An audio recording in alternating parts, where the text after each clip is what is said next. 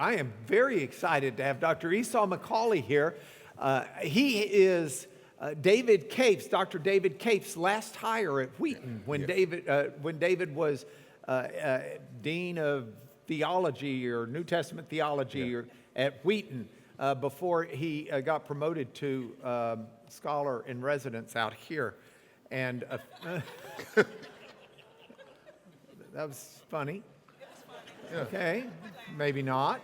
But anyway, he hired Esau and then left. Before I got there. Before he got there. Yeah, it wasn't because Esau was coming.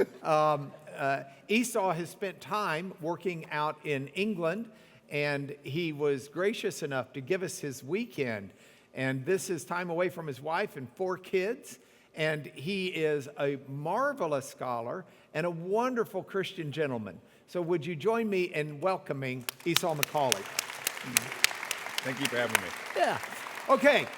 So I've got your interview, and Yes. it's really going to be fun. Yeah. The problem is I've got way too much to ask you and way too little time. I'll be brief. No, don't, because you're the one we want to hear. They're sick of hearing from me.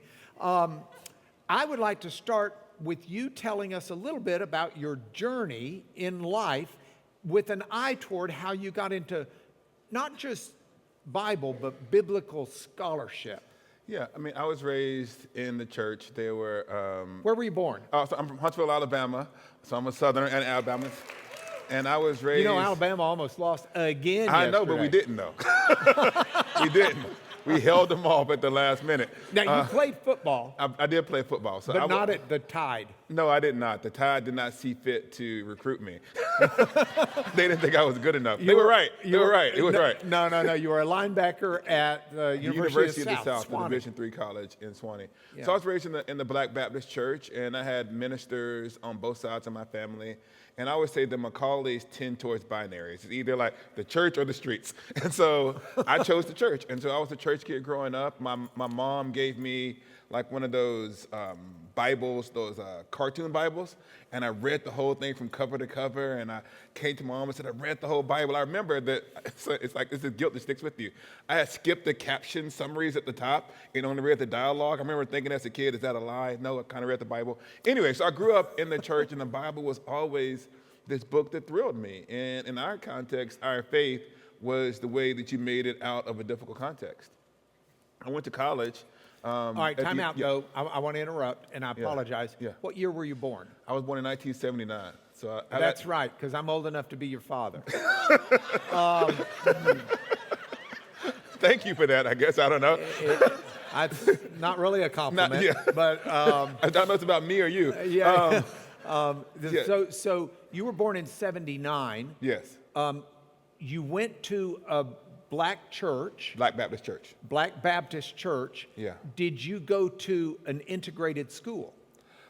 Actually, my mom, who was the first people in our family to go to integrated schools. So my grandparents went to segregated schools. When the schools integrated, they had closed them, and then they united them to have one school. And my mom was the first one to go to integrated schools. And so my mom and I went to the same high school.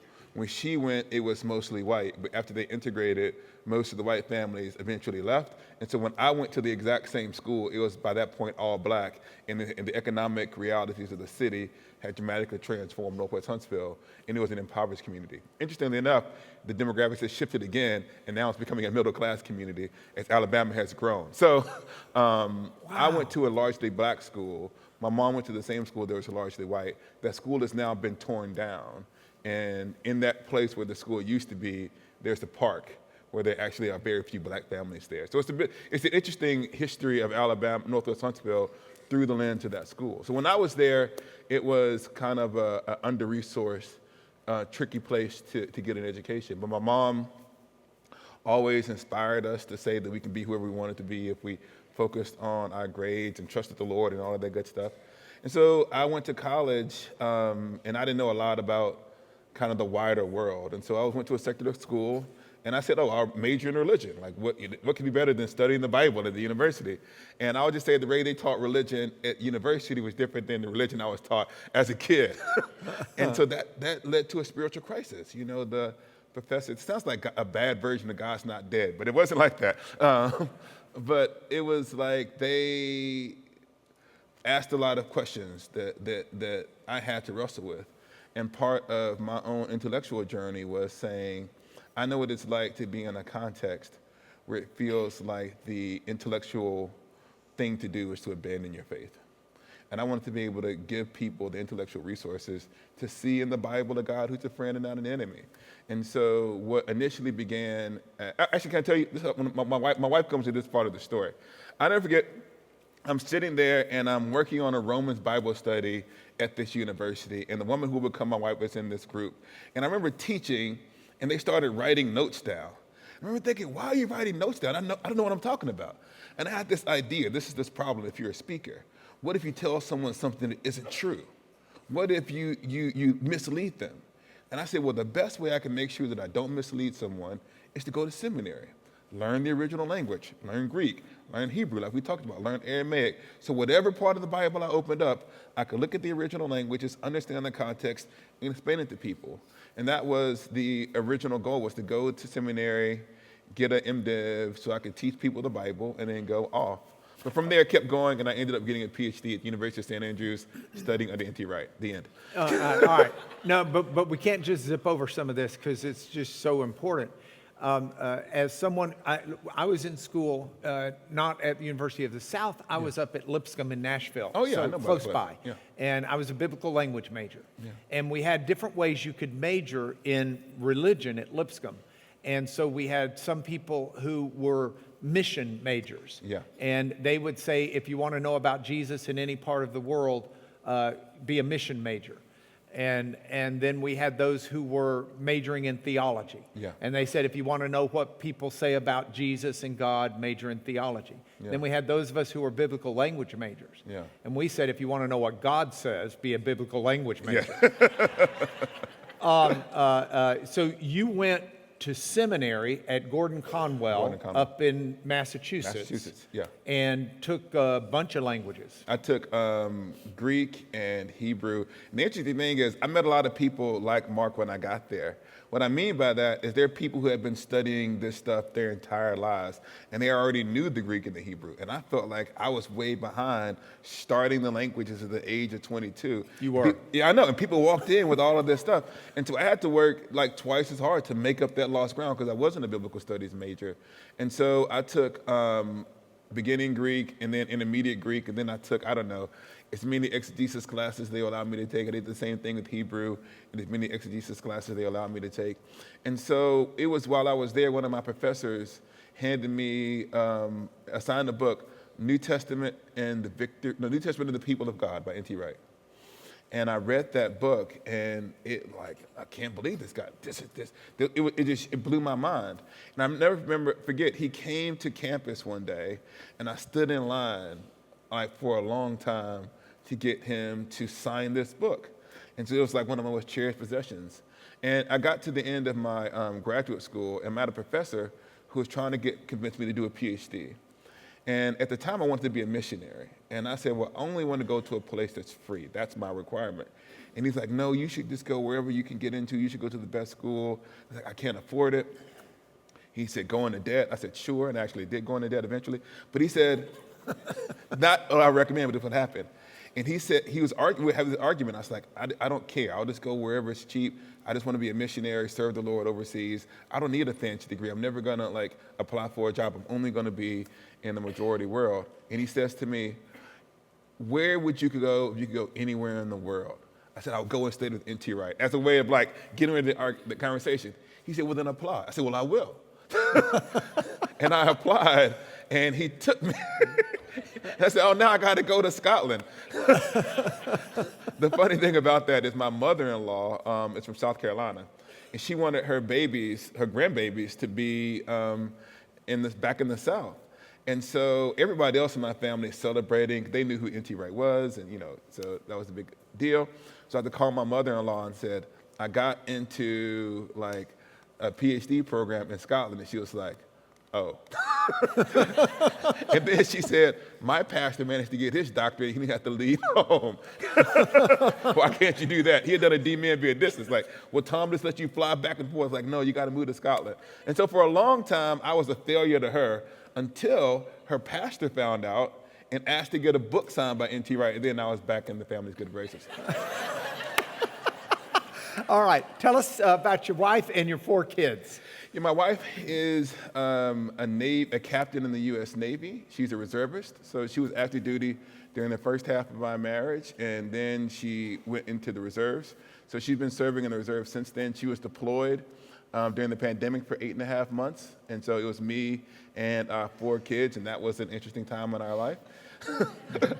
She currently works at a Christian community development center that serves under-resourced children and families. She's a pediatrician there. So people on, everyone, Medicaid, Medicare, if you don't have insurance, you speak English, you don't speak English, all of the languages because it's outside of Chicago. So she drives about an hour, 2 or 3 days a week to go and serve there because, you know, that missionary spirit that we had as a family never left us. She's actually, I call it the impressive McCauley. She's a captain.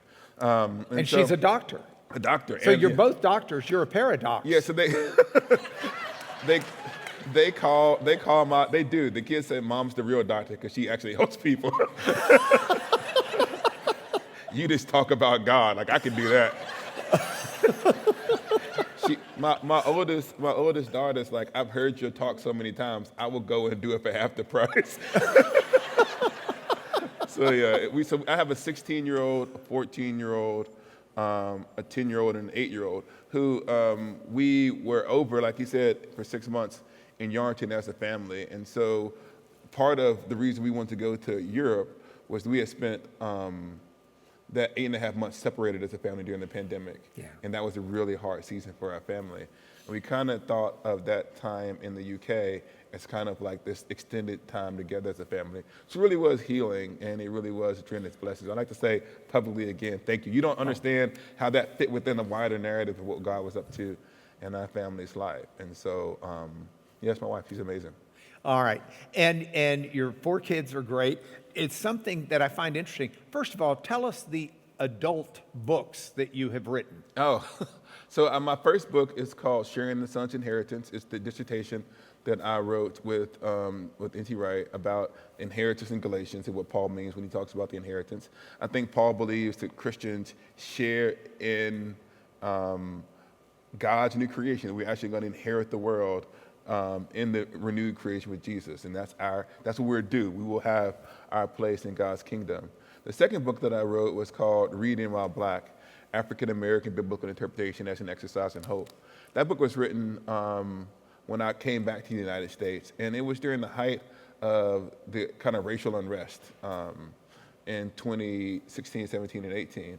And I remember listening to someone on the television saying that this is different than your parents' civil rights movement, that we're going to do things differently. And I thought, well, no, the African American church is often motivated by their faith, and the relevance of faith for social action is still important. In other words, I thought that the witness of the Black church to justice was something we needed to maintain. And a lot of times those people did that because of what they saw in the Bible. In other words, it wasn't the Bible or caring about the poor, it is because what the Bible says, we care about the poor and the mistreated people. So that was book 2. I wrote a book on Lent, and then I wrote a book that was my family story called How Far to the Promised Land. My father died in 2017, and he has struggled with addiction through most of my life, and I didn't know him. And my family, when he died, asked me to write the eulogy. And his name is actually Esau McCaulley, so we share the same name. It's a really odd phenomenon to see a tombstone that says Esau McCaulley when your name's Esau McCaulley, when you say I commend Esau McCaulley to the ground. And so the process of, when you do a eulogy, you have to find out about the person's life story. And in the process of finding out about my father's life story, it actually expanded out into a family history. And that family history wound up becoming the book, How Far to the Promised Land, which covers my family over 4 generations trying to make a life for themselves in the South and what they experienced from Jim Crow all the way up through the war on drugs when I was a teenager. And so that was a personal book, which is kind of surprising. You write all of this academic stuff, and then you write a memoir. And so those are the adult books that currently exist. Well, in addition to that, you took advantage of the time where you were basically a single parent while your wife is doing service for all of us. You started writing also some children's books. Yeah, so at the time, like my wife was deployed. If you remember 2020, and I don't know, I think that Illinois might be different than Texas, but they were pretty locked down in Illinois. We couldn't really go anywhere, basically the backyard. I remember playing football. We could invite people over, and they were on one side of the yard, and we were on the other side of the yard, and our kids would throw the football to each other. And there was pizza in the middle, and they would go and get the pizza, but they couldn't get close to one another. So that was actually what it was like. And so some of my publishers reached out to me and said, have you ever thought about writing a children's book? And at the time, it was such a hard, my wife was gone, I couldn't do anything that academic. I just didn't have the brain space. And I said, yeah, it'd be really helpful to start writing children's books. And so I wrote one that was about my oldest daughter, second oldest in the family. And then it came out and it did reasonably well. And the other three got mad, like, why did she get a book? And so I had to quickly call the editor and say, I need to write 3 more books. It's going to be like who's the favorite thing is going to reach a fever pitch. And so I wrote 3 more books. They're going to come out over the next couple of years. So I wrote 3 more children's books. But then I got a call from a different editor who saw those same books and said, oh, could you write a children's Bible? And it took me back to when I was a kid. Well, you don't write a children's Bible. You kind of translate a Bible down. These aren't Esau McCaulley stories. They're stories from the Bible. And so it taught me back. It brought me back, and I knew what it was like to have a book as a kid that introduced me to the love of Scripture. And I was like, yes. And I probably had more fun writing those books than anything else I've ever written. And my kids, they love them. And if you can kind of look at them, because the pictures look like my kids.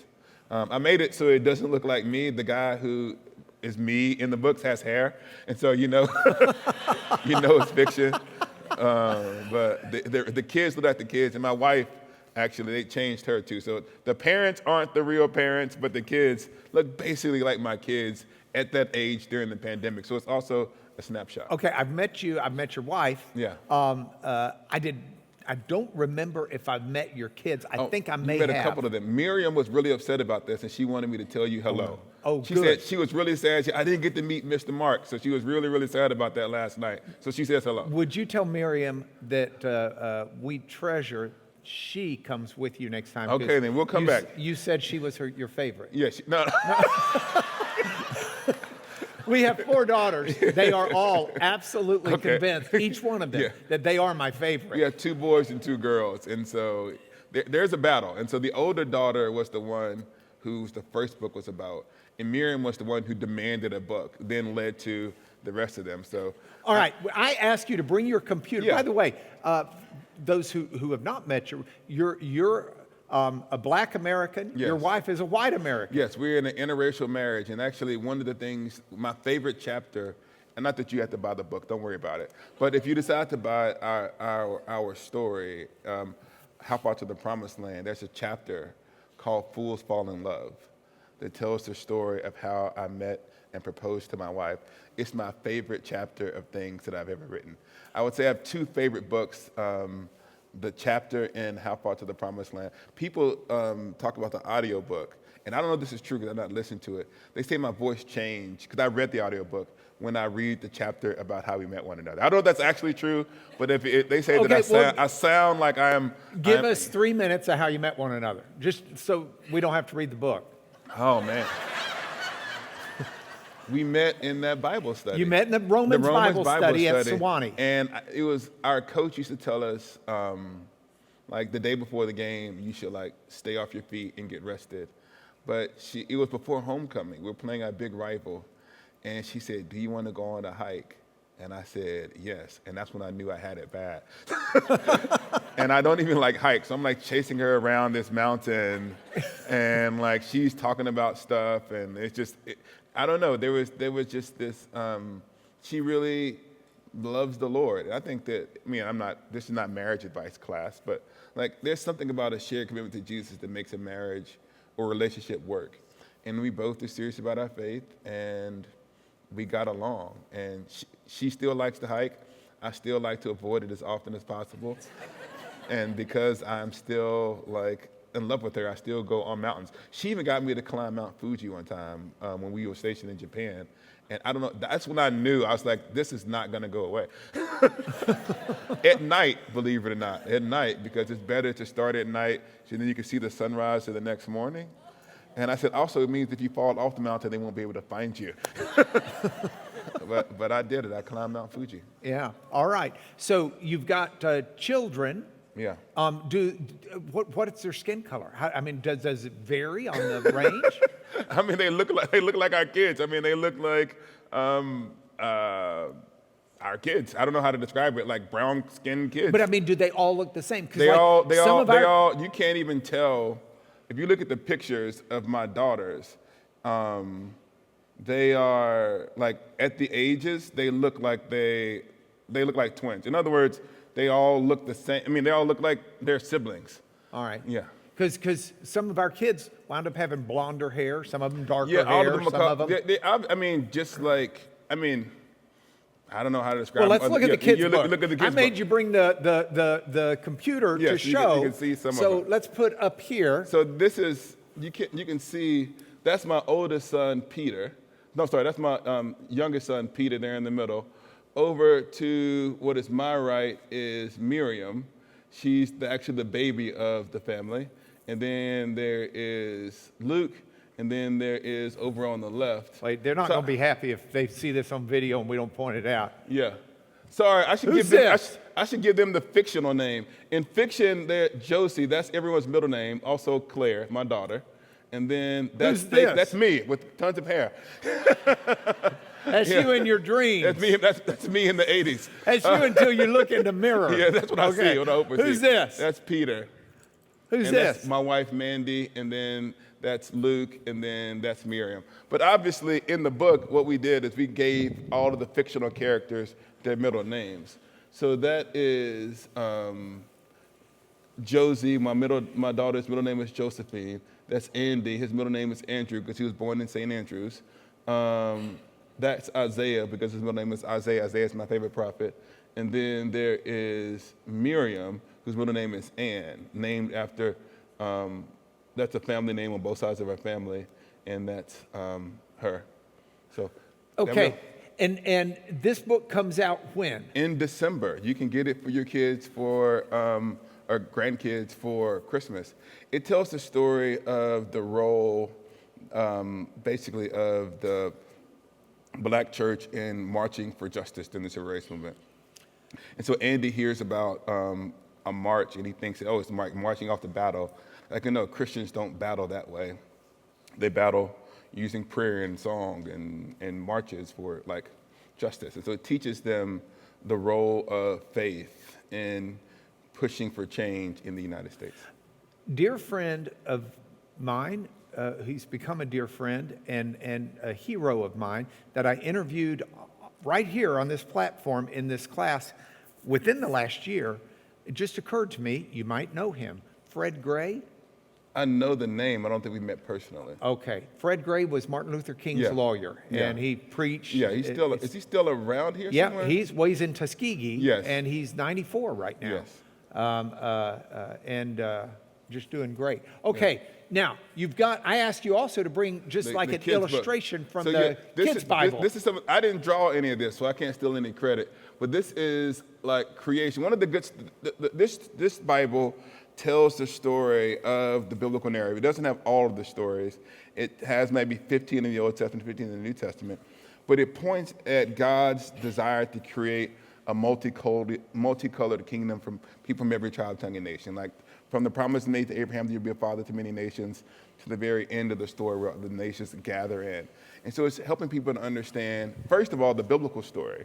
Within the biblical story, God's desire to bring people together. And so I love the illustration of this. And you can see this is an example of the fall. I thought that was pretty beautiful right there.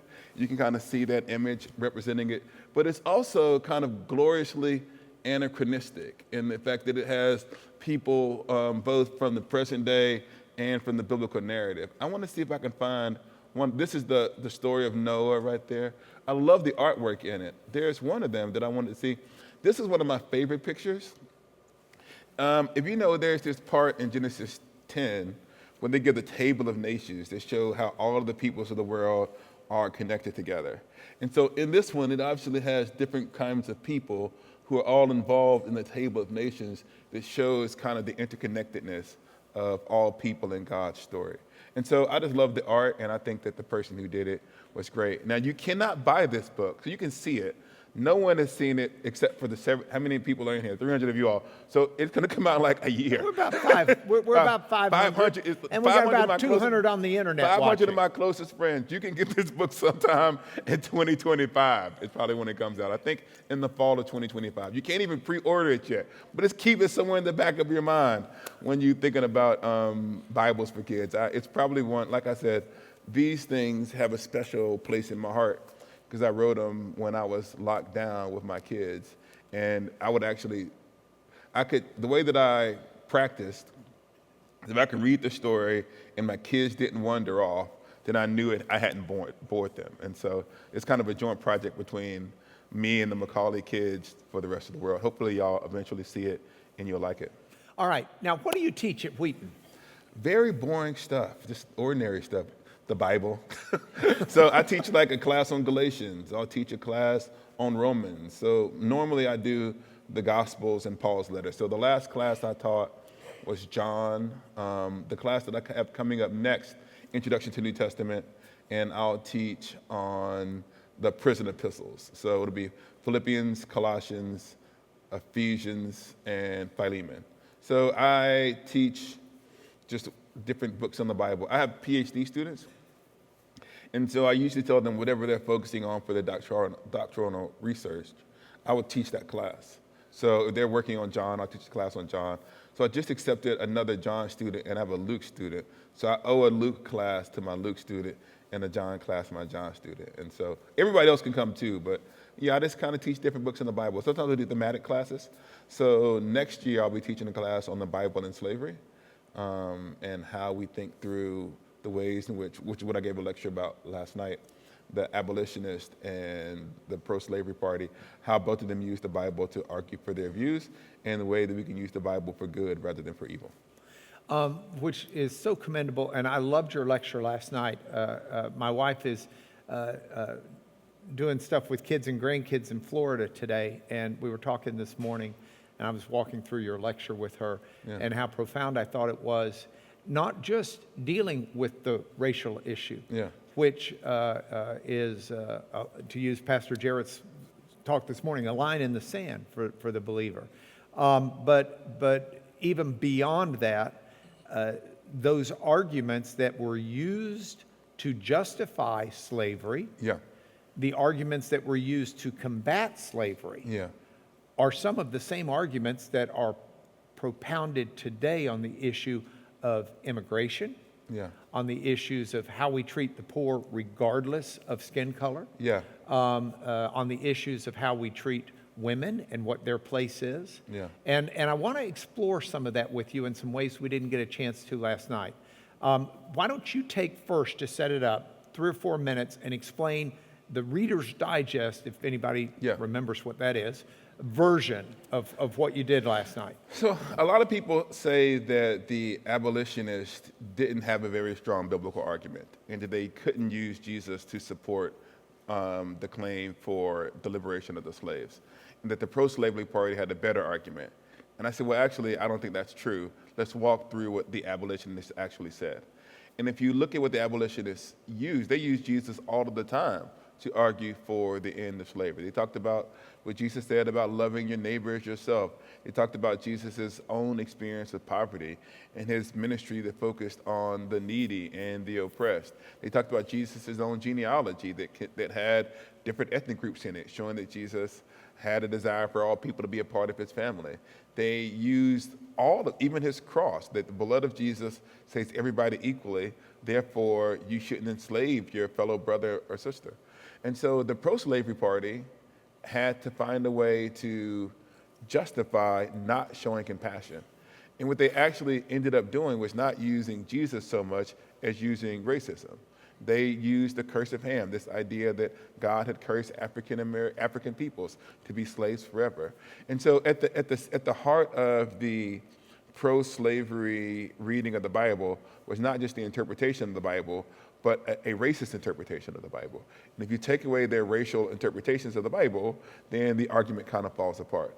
And the only argument that they actually had was Jesus didn't condemn slavery. And so I talked about the role that racism played in biblical interpretation. And the reason that was so important is you often think about this in the abstract. Does the Bible support slavery? Does it not support slavery? That actually wasn't the question during the time period. The question was, does the Bible support a racial hierarchy that then allows for slavery to occur? Because there was, at this point, no more enslaving of fellow Europeans. They had actually ended slavery. Like there was not slavery of whites in the United States after a certain period of time.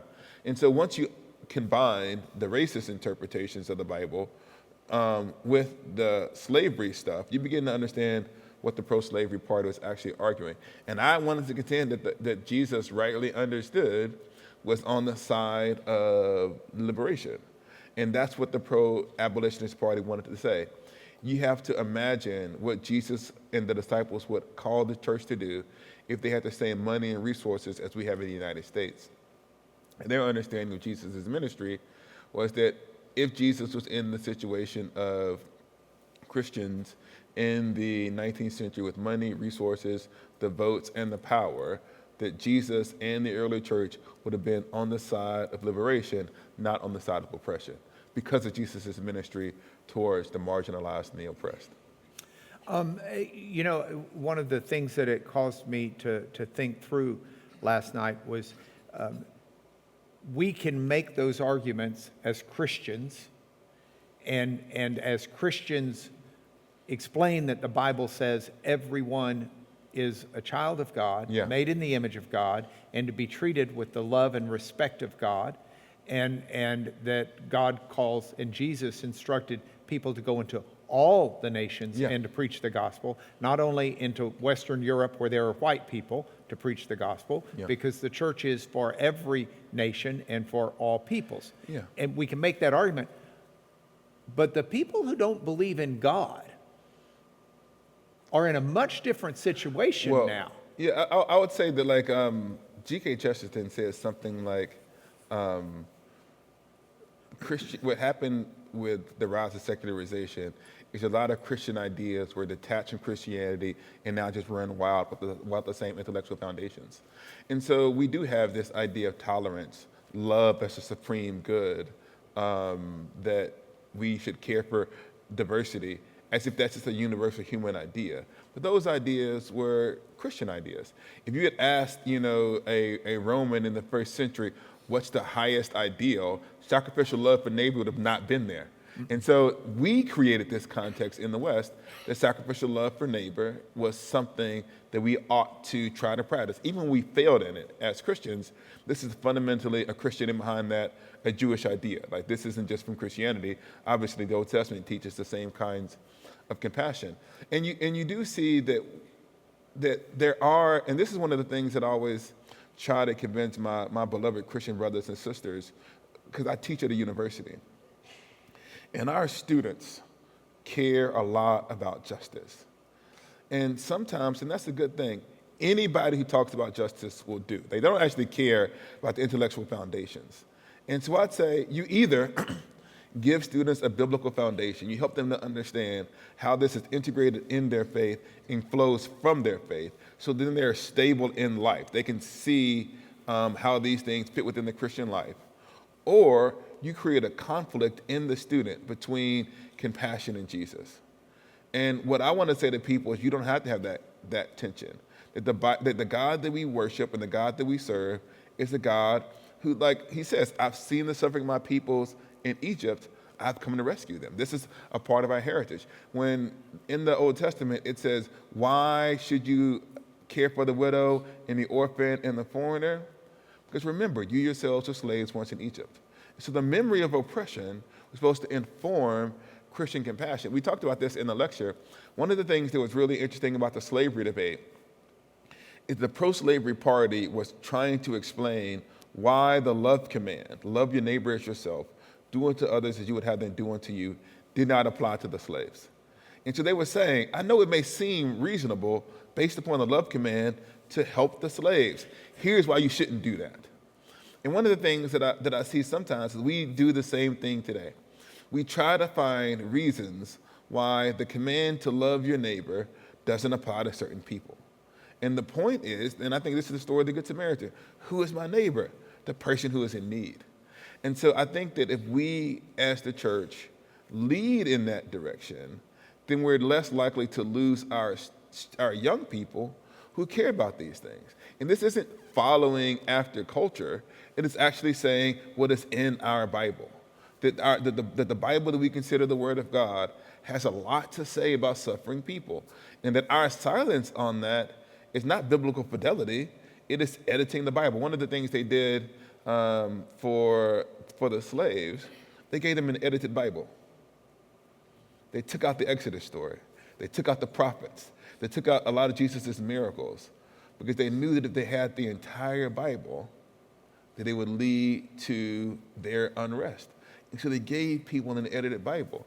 What I keep saying to people is that we don't need to be less biblical, we need to be more. Just don't edit the Bible. Give them the whole thing.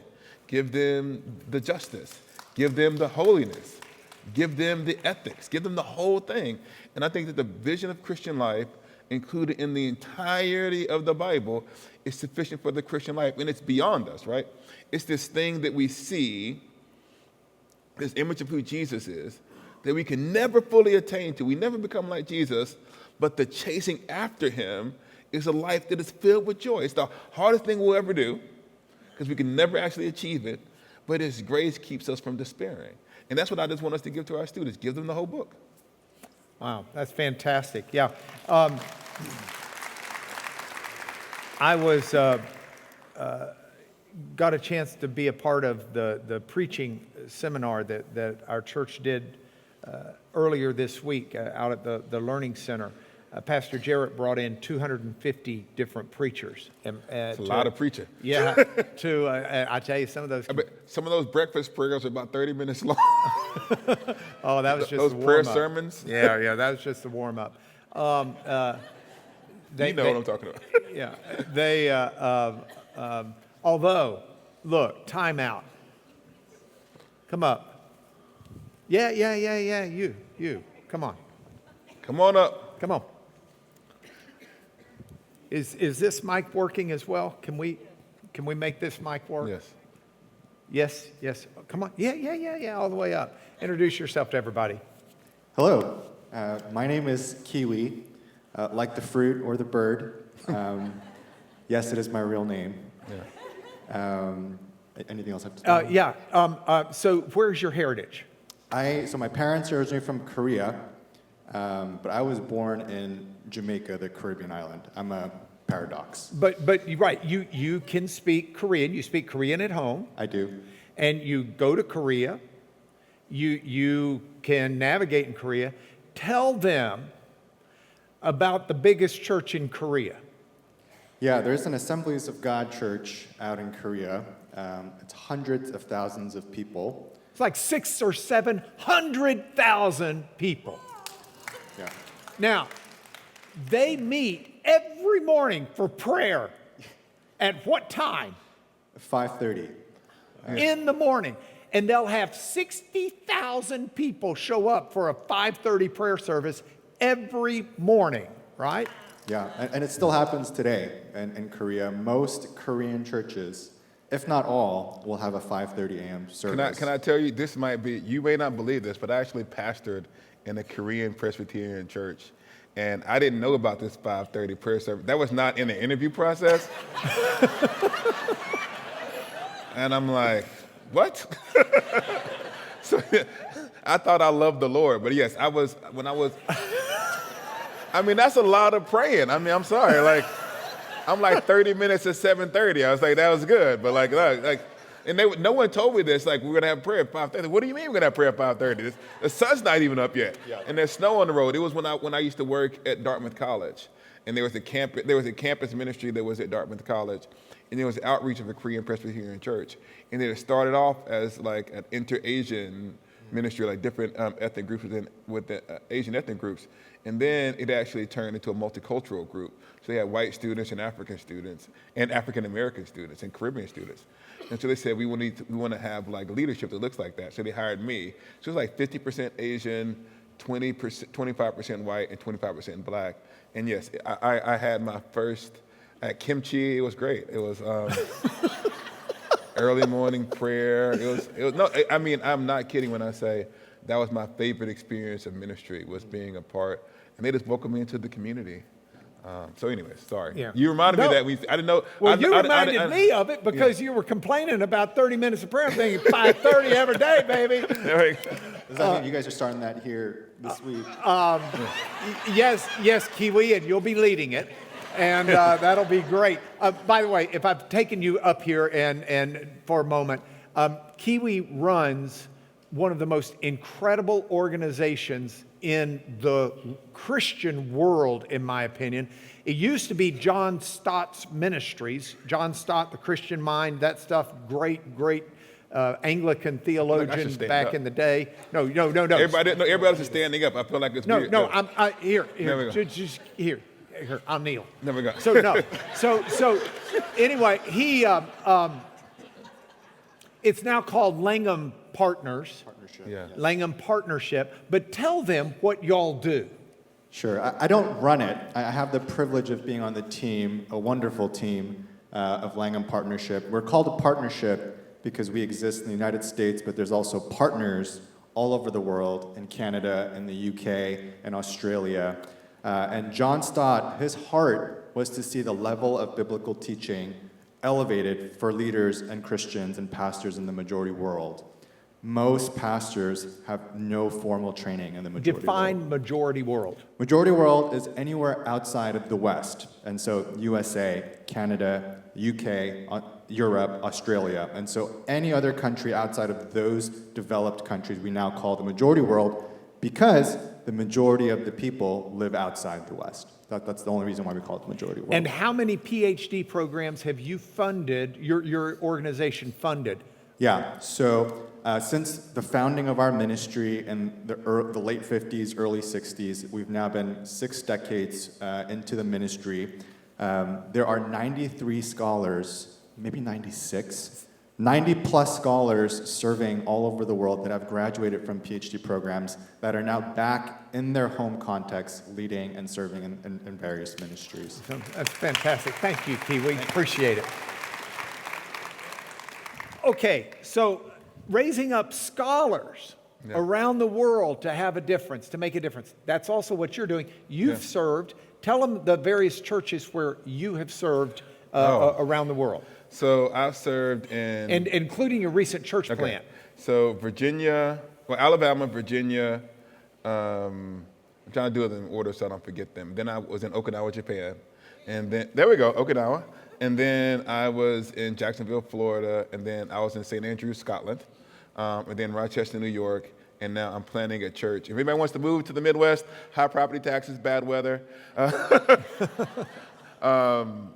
we're planning a multi-ethnic Anglican church in Naperville in Illinois. We just started that a few months ago.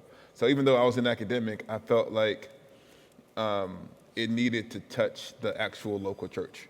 And so I felt this strong call that I didn't just want to be, and not to say that traveling and speaking isn't important, I'm happy to be here. But I didn't just want to travel and talk to people that I didn't know about Jesus. I wanted to do the stuff that you all do. That there's a community that you call home that you can serve in on a consistent basis. And I felt like I needed something. I felt like God was calling me to do something that was more grounded. So people won't see me travel as much as they had in the past because I'm really excited about what God's going to do in Naperville. So we just started that about 2 months ago. And we haven't even had our first meeting, our first official launch. We're hoping to launch on Easter. So if you're in Naperville on Easter, come and say hello. All right, fantastic. Probably be snow on the ground, so you should be. I'm warning y'all, Texans. Like, you might need snow tires, just like make 4-wheel drive, but you'll be fine. Yeah. Okay. Now, you have ministered through these churches. Yeah. I did not know about Rochester, New York. Yes. I lived in Rochester. Yeah, I mean, one of the things that I've ministered in tons of places. I left out Massachusetts and New Hampshire, so actually I forgot about those. And so I've served in different places. In Christianity, the gospel doesn't change. Like, the truth of who we are and our call doesn't change. But the questions are different depending on where you are. Rochester and New England are very secular places, and there's a lot of skepticism of Christianity. And they really want to know, what I like to say, in New England, they know about justice, they don't know about Jesus. And you often have to say, okay, here's all of this stuff that you're passionate about. Here's how Christianity answers both those needs and the spiritual needs that you don't know that you have. And that's that work in different parts of in the New England and in upstate New York. When I was in the South, there's kind of this residual understanding of who Jesus is, more of a de-church come back to Christianity kind of thing. But they struggle to understand how Christianity isn't just this personal thing that I have, that Christianity brings us out to the community in love and service. And when you're in England, it's really interesting because, like, in completely secular places, they have no concept of Christianity at all. It's like you come from the moon if you say you're a Christian in parts of Scotland. And so or even in Japan, that it's like 0.01% Christian. And so the gospel doesn't change, but the things that you need to do to make a difference. I remember when I was first started, we had this ministry in Japan where we bought food from one place that was helping the homeless transition out by buying a garden. So we would buy the food, make some soup, and then take it to a different place where the homeless still were. And one of the hard things that people didn't understand is, like, why are you doing this? Because there was this idea in that culture that if you were poor, you kind of deserved it. And so even that compassion work had to be explained, like, why are you out here caring for these people? You know, some of the residual stuff around Buddhism was like, you are there because you did something in your past life. And so even in those places, the compassion takes on a different kind of tenor in explaining, like, why we were so committed to doing these things. And so I've done ministry in a lot of different places, and in all of them I've tried to have the same kind of philosophy. Where is the way that you can effectively bring the truth of Christianity to that group of people so they hear it, understand it, and see the beauty of what God might be able to do in their life? All right. You regularly write columns for the New York Times. Yes. How do you decide what to write? I just pay attention. And so I mean, one of the things is that sounds very simple, but I live my life and I listen and I look for stories. And I see the ways in which there might be something that I can say to a secular audience that might change the way that they view the world. So if you're a Christian, you can say something like, the Bible says A, B, and C, therefore you should do A, B, and C. What if you're not a Christian? You can't tell people what to do in the New York Times. What you can do is show, hey, here's how my faith influences how I see the world. And maybe this view of the world is interesting to you. So rather than saying what you must do, I like to say perhaps. And so I talk about my family a lot. There is this one article that I wrote that talked about being married means not getting exactly what you want. And in order Really? Yeah, I know. They thought it was radical too. Because there's sometimes you can have these kind of self-actualization stories that the job of your partner is to help make all of your dreams come true. And you know those kinds of stories. If they can't help all of your dreams come true, you should toss them to the side. It's like, no. Like, marriage involves a form of death. That who you thought you might be has to go away so that you might become what you might both be together, right? And that something beautiful emerges from that compromise. Now, in that story, I didn't mention religion at all. Like, I didn't say... You didn't say Paul said, love your wives as Christ loved the I didn't church. do that. I said sacrificial love can create something beautiful. And some people were annoyed by it, like, no, I want everything. You know, I want a co-boss. I'm like, well, no, that's not how it works. And so there are times where you can just talk about the ways in which you see things differently. And so that's part of it. And sometimes they're explicitly religious pieces. My mother did a lot of family history, and we located, this sounds odd, but it's true, we located the place where my ancestors were enslaved. That plantation still stands. And Was it in Alabama? It's in Alabama. It's in a place called Maysville. You can still, you can Google it. And so if you want to look it up, the article is called The Faith of the Cotton Fields. So you the Esau McCaulley, Plantation Christianity, New York Times. It'll come up. But the story is my mom buys the graveyard where my ancestors were buried. So for $500, they don't sell the rest of the property. We couldn't afford it anyway. We could only afford to buy the graves. And in the research, we found out that the people who owned my ancestors were actually Christians. He was a Christian minister in the area. He was in the Cumberland Presbyterian Church. His name was Matthew Bone. He's remembered in the denomination as kind of this heroic figure. My grandfather, in the happenstance of history, actually becomes a Cumberland Presbyterian pastor in the black version of the denomination.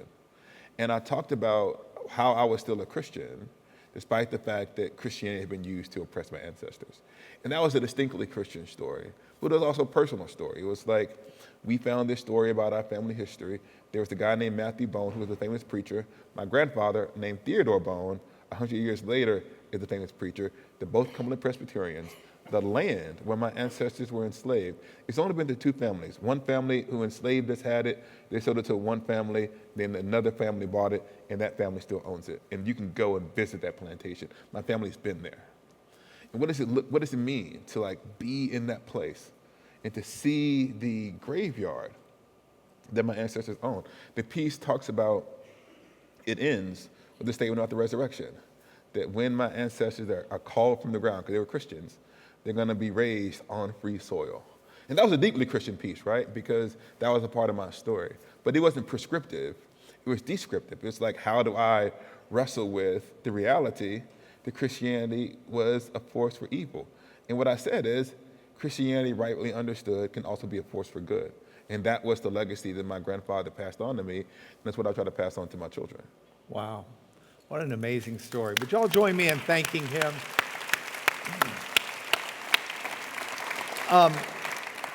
It is time for us to bring this to a close. Thanks to the folks on the internet. Thanks to y'all for being here. Traditionally, as I close class, I pronounce a blessing over the class, or a prayer of blessing. Would you please do that for us today? And Sure. Then we will close. Sure. May the Lord bless you and keep you. May the Lord make his face shine upon you. May the Lord turn his face towards you, be gracious to you, and grant you peace. Amen. Amen.